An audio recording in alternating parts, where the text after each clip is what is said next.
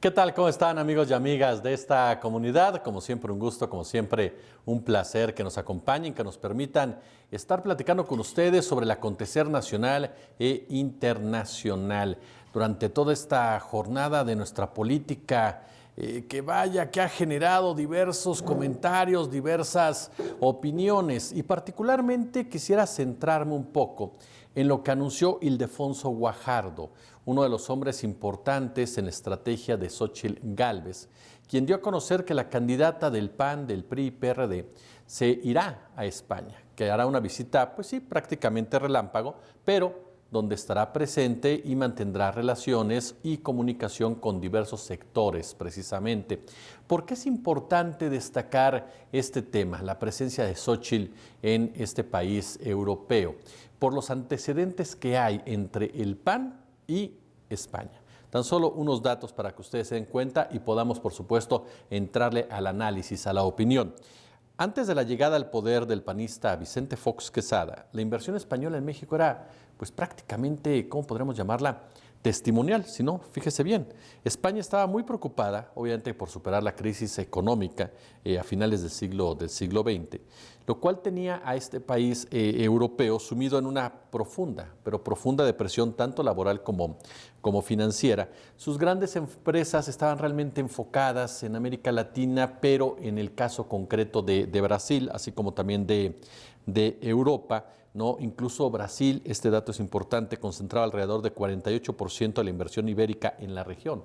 48%, Argentina con 24% y Chile con 11%. México, a pesar de que en ese momento se consideraba como uno de los mercados más grandes, más atractivos, pues realmente no figuraba en su radar y solo representaba 8%.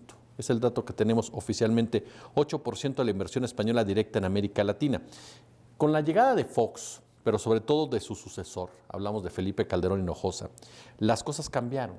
Se abrieron de par en par las puertas del mercado mexicano, el público y el privado, ¿no? Para las empresas españolas. Fue un periodo que varios economistas llaman como histórico, que coincidió con la gran expansión de las multinacionales ibéricas, pero que tiene, por supuesto, un trasfondo político muy importante. Ustedes recuerdan que Felipe Calderón Hinojosa realizó una gira precisamente a España. En esa gira Calderón habló ante empresarios, habló ante políticos y en la misma, literal, ofreció México. Ofreció los diversos sectores que conformaban la economía mexicana, ¿no? Las áreas de producción en nuestro país y todo a un precio de ganga, con una enorme cantidad de facilidades que, a decir del panista, eran necesarias para generar empleo en nuestro país. Eran necesarias para atraer precisamente a las empresas españolas que, por cierto, ya estaban empezando a moverse en lo que era la cuestión o el sector del turismo, sobre todo en lo que es la hotelería, en donde, al igual que en el caso de la industria eléctrica, por ejemplo, o la industria energética, tuvieron ventajas que no tuvieron otras empresas. Ventajas que llevaron incluso precisamente a una relación muy estrecha con Felipe Calderón Hinojosa. Ventajas que se dieron en el plano hacendario, por ejemplo, en el plano fiscal, en los favores, en las dádivas, lo que permitió precisamente hasta el despojo de recursos naturales, el desplazamiento de comunidades originarias, todo hecho precisamente para construir, para fincar diversos hoteles. Recuerdo en este momento así, a la primera me viene lo que pasó en la península de Quintana Roo, en la península de Yucatán, lo que es el estado de Quintana Roo, en toda esta región de Cancún, de Holbox, así como también de lo que tiene que ver con Yucatán, lo que tiene que ver con Campeche y demás, en donde se instalaron empresas, se instalaron hoteles de manufactura española, mismos que fueron denunciados en su momento por organizaciones no gubernamentales, por grupos sociales, de estar desplazando a las comunidades originarias, de estar generando incluso un entorno de violencia propicio para que las personas que estaban habitando en esos lugares tuvieran que irse. Vino entonces lo que se conoce de manera enfática como la privatización de las playas, en beneficio precisamente de estos hoteles, como por ejemplo el Grupo Barceló, el cual tuvo una verdadera ventaja sobre cualquier inversionista mexicano y que llegó a arrasar incluso con cuestiones medioambientales. Los que ahora se desgarran las vestiduras con el Tren Maya, los que ahora gritan a los cuatro vientos que se está haciendo un ecocidio, No dijeron absolutamente nada, pero nada, cuando Felipe Calderón autorizó precisamente ese tipo de acciones, lo mismo que Vicente Fox Quesada, y ni hablar del mismo Enrique Peña Nieto, porque fueron esos 3 sexenios en donde España gozó de muchísimos privilegios, tantos que Felipe Calderón convirtió a Iberdrola y a Repsol en sus empresas favoritas, empresas a las que les otorgó completamente la mayoría del mercado eléctrico energético. Una decisión que fue sumamente cuestionada porque atentaba contra la soberanía de nuestro país. Pero ¿qué iba a saber Felipe Calderón de soberanía cuando desde que inició su gobierno aceptó una estrategia securitaria dictada por los Estados Unidos para poder imponer la mal llamada guerra en contra del narcotráfico? Una guerra de la cual, lo hemos dicho en otras ocasiones, Felipe Calderón fue ejecutor, fue un simple peón de Washington, pero un peón criminal que de la mano de Genaro García Luna generó la tragedia humanitaria que hoy por hoy seguimos padeciendo y seguimos pagando.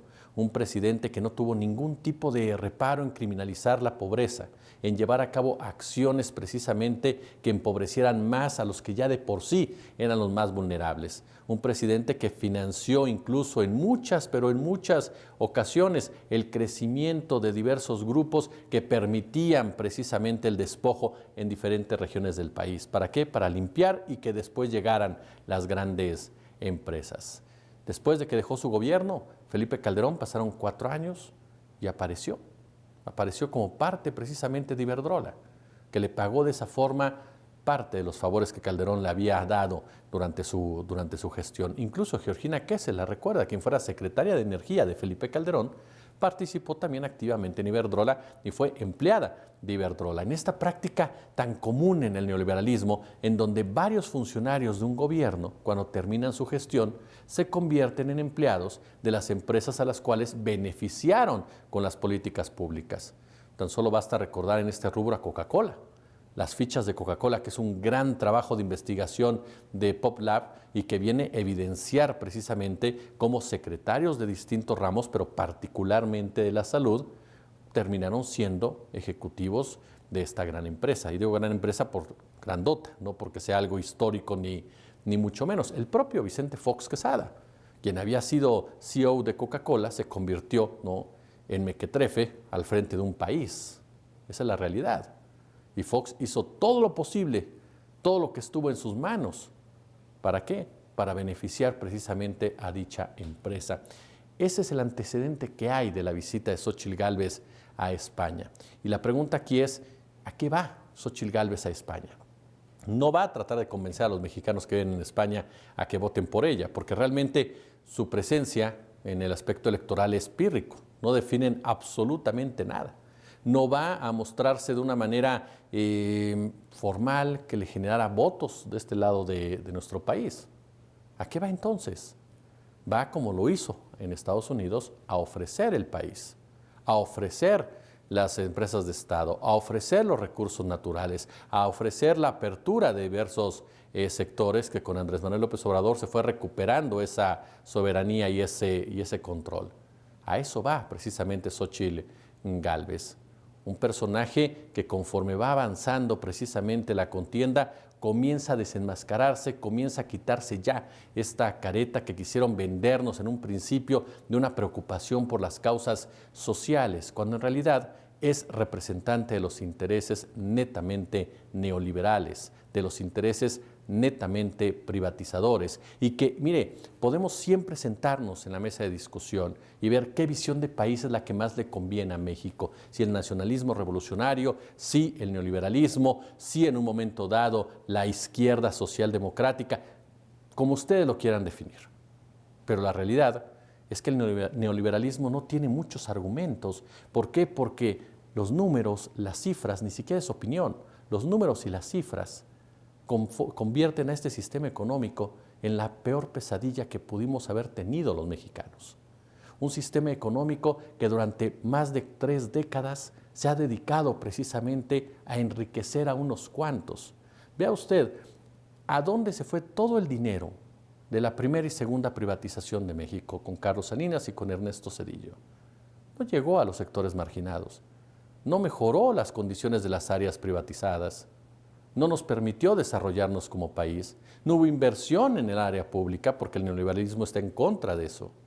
Sirvió únicamente para empoderar empresarios, el caso concreto de Carlos Slim, de Ricardo Salinas Pliego y de otros más que se hicieron de minas, que se hicieron de televisoras, que se hicieron, por supuesto, de líneas telefónicas, empresas telefónicas, de bancos, etcétera, y un largo, etcétera. Empresarios quienes hoy por hoy tienen un papel predominante y que durante muchos años jugaron un papel protagónico en las decisiones que tomaba este país y convirtieron a los respectivos presidentes, sobre todo a Fox, Calderón y Peña, en sus empleados. ¿Por qué? Porque a estos empresarios les debían precisamente la silla del águila, porque de una u otra manera los respaldaron, los sostuvieron, los empujaron. En el caso concreto de Vicente Fox Quesada, siempre recibió el apoyo de los empresarios porque lo consideraban uno de los suyos, aun y cuando, ya lo hemos dicho, los organismos internacionales en materia financiera habían dictado que Fox ganara las elecciones del 2000 y Zedillo aceptó sin ningún tipo de problema porque pertenecen al mismo grupo. Pero Fox ya durante su sexenio así se comportó, como un empleado de estas empresas. Y basta ver solamente los cambios que llevó a cabo en materia de salud, que terminaron beneficiando a las empresas como Coca-Cola, como Bimbo, como Nestlé y como muchas otras que generan la obesidad entre los niños.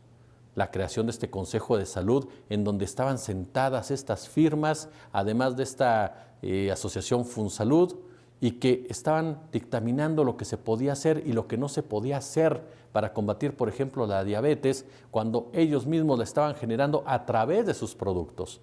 Esas mismas empresas que son enemigas abiertas del doctor Hugo López-Gatell, por ejemplo, porque fue el único que tuvo el carácter y la decisión de proponer su salida de este consejo, la eliminación del consejo como operaba efectivamente y hacer a un lado al poderoso Funsalud, en donde incluso están involucradas las empresas farmacéuticas. Una verdadera mafia, una mafia que creció y se empoderó con los panistas.